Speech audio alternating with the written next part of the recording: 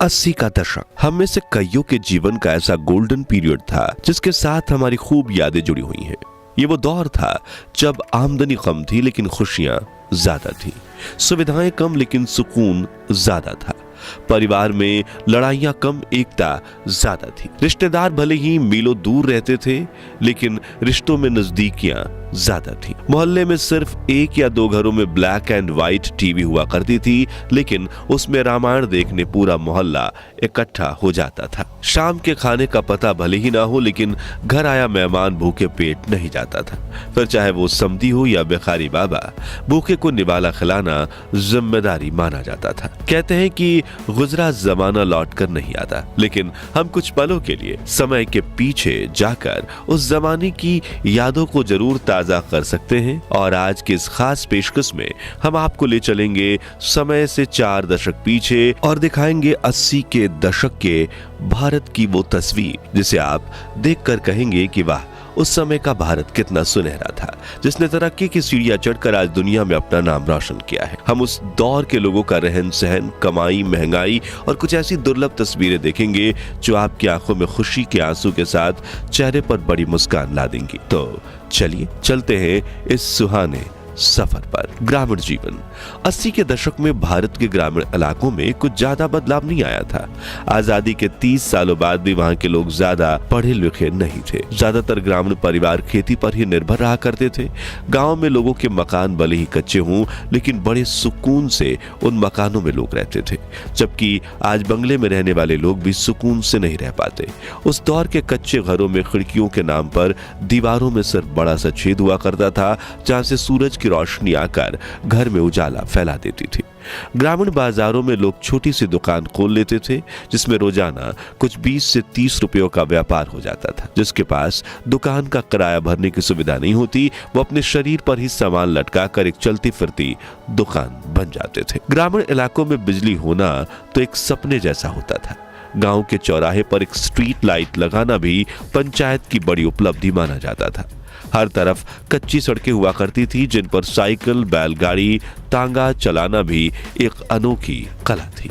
इन कच्ची सड़कों की वजह से लोग बारिश में काफी परेशान होते थे। उस समय लोगों में अपनापन था और भाईचारा भी बहुत ज्यादा हुआ करता था। लालच नाम की चीज तो हुआ ही नहीं करती थी। खान पान देसी होने की वजह से लोग ज्यादा बीमार नहीं पड़ते थे और अगर कोई बीमार पड़ जाए तो उन्हें गांव के बड़े बुजुर्ग औषधि देकर चंद घंटों में दुरुस्त बना देते थे। गेहूं घरेलू चक्की में पीसे जाते थे, खाना लकड़ी जलाकर मिट्टी के चूल्हे पर बनाया जाता था और चरखा चलाकर कपड़े बुने जाते थे। मित्रों, उस जमाने में ना तो इंटरनेट था और ना ही लोगों के पास इतनी ज्यादा जानकारियां थी। मतलब लोगों की दुनिया बहुत ज्यादा लिमिटेड हुआ करती थी। दिल्ली में रहने वाले शख्स को राजस्थान के लोगों के जीवन के बारे में कुछ खास जानकारी नहीं थी और जिस व्यक्ति को दुनिया में क्या क्या हो रहा है इस बारे में जानकारी होती थी उन्हें गांव का सबसे होशियार व्यक्ति माना जाता था। वाकई में उस दौर की बात ही अलग थी, क्योंकि तब रिश्तों में प्यार मोहब्बत था, लाज शर्म और लिहाज रखा जाता था। चारों ओर घने जंगल थे और आज की तुलना में लाखों गुना साफ सफाई थी। सड़कों पर भी, लोगों के दिलों में भी। शहरी जीवन सन 1981 में भारत का साक्षरता दर महज 43% था, लेकिन अब लोगों को पढ़ाई की अहमियत समझ में आने लगी थी। इसलिए सुविधाएं न होने के बावजूद बच्चे सरकारी स्कूल या गली नुक्कड़ के मास्टर जी के पास पढ़ने जाते थे। जैसे कि कोलकाता की इस तस्वीर में बच्चे धूप में एक पुरानी लकड़ी की खटिया पर बैठकर पढ़ाई कर रहे हैं। वह इस दुर्लभ तस्वीर में यूनिफॉर्म पहने स्कूल जा रही बच्चियों चूहों को दाना खिला रही हैं और ये दीवार पर इंग्लिश सिखाने की एडवर्टाइजमेंट्स लगी हुई है। मित्रों, आज फूड और ग्रोसरी डिलीवरी और टेक्नोलॉजी की काफी बड़ी उपलब्धि माना जा रहा है, लेकिन ये कॉन्सेप्ट तो सालों पुराना है। जब रोज सुबह दूध वाले भैया एक ही समय पर घर की घंटी बजाते थे और बिना मिलावट के गाय भैंस का ताजा दूध डिलीवर कर जाते थे। उस वक्त शहरों में हिंदुस्तान, अम्बेसडर और पद्मिनी जैसी गाड़ियां सड़कों पर काफी दिख जाती थी, लेकिन जिनके पास गाड़ी खरीदने जितनी आमदनी नहीं होती थी वो या तो अपनी साइकिल खरीद लेते थे या फिर साइकिल वाले तांगे पर सफर करते थे।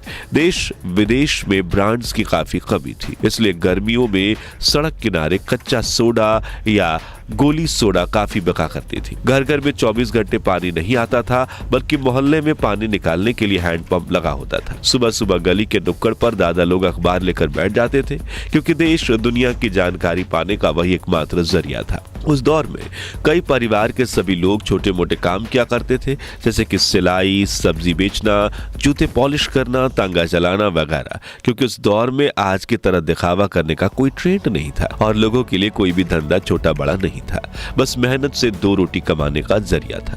कमाई और महंगाई।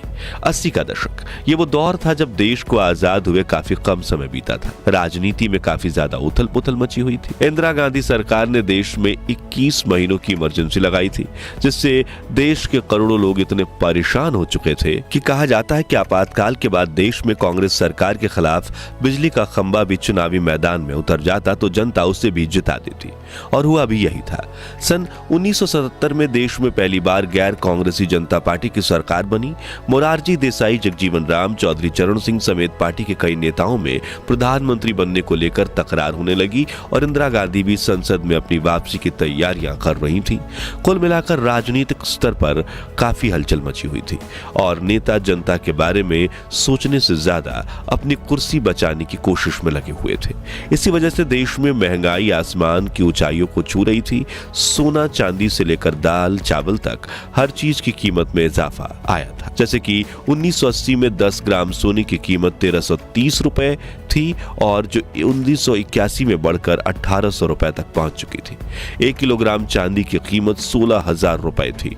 पेट्रोल की कीमत 8 रुपए प्रति लीटर थी। इसके बावजूद पेट्रोल पंप के मालिक के लिए दिन में 2000 रुपए का पेट्रोल बेचना भी बड़ी बात थी, क्योंकि उस दौर में यातायात के लिए ज्यादातर लोग पब्लिक ट्रांसपोर्ट का इस्तेमाल करते थे।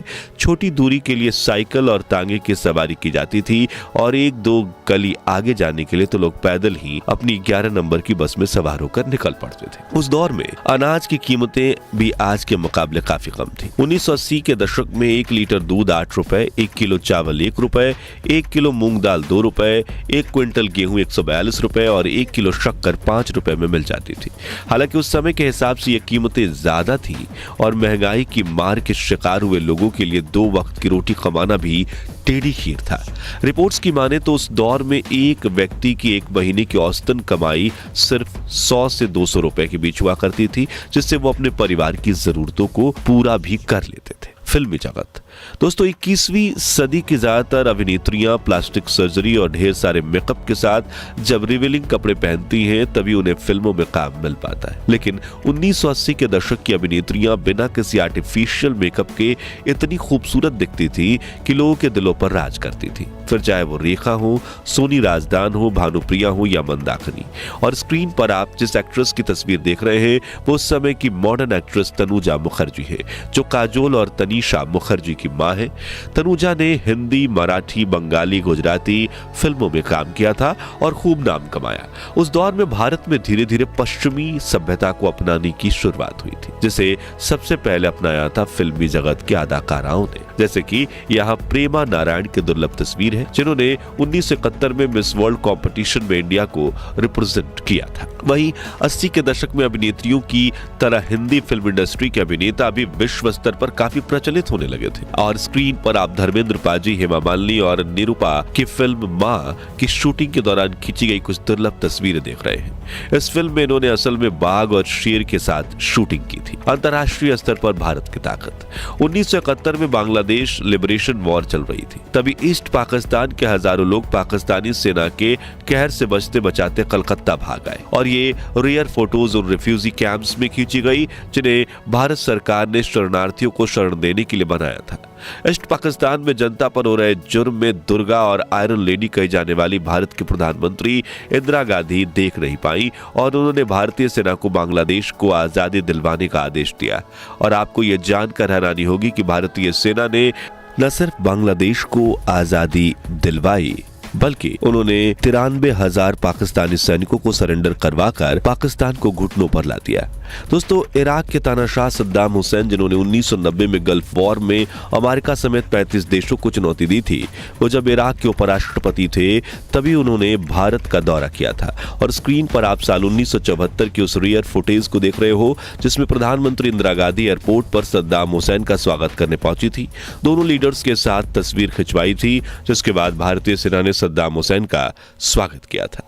इसके अलावा 18 मई 1974 के दिन पोखरण में न्यूक्लियर टेस्ट करके भारत दुनिया के उन शक्तिशाली देशों की सूची में शामिल हो गया था जिसके पास परमाणु शक्ति थी। कुल मिलाकर 1980 के दशक में भारत ने काफी उतार चढ़ाव देखे, लेकिन ये वही दौर था जब हमारे देश ने एक ताकतवर राष्ट्र के रूप में विश्व स्तर पर पहचान कमाई और एक पिछड़े हुए राष्ट्र के बजाय एक विकसित देश के रूप में आगे बढ़ना शुरू किया। तो दोस्तों, पिछले 40 साल में भले ही देश की काया पलट हो गई हो, लेकिन हमारा भारत महान था, महान है और महान रहेगा। इसलिए कमेंट बॉक्स में जय हिंद जय भारत जरूर लिखिए और अपने बचपन की खूबसूरत यादों को भी हमारे YouTube परिवार के अपने अन्य सदस्यों के साथ शेयर कीजिए। और ये वीडियो अच्छा लगा हो तो इसे लाइक और शेयर करके 21,000 लाइक्स के लक्ष्य को हासिल करने में हमारी मदद कीजिए। और इस सीरीज के अगले पार्ट के लिए चैनल को सब्सक्राइब करके पास वाली घंटी जरूर बजा दीजिए। धन्यवाद।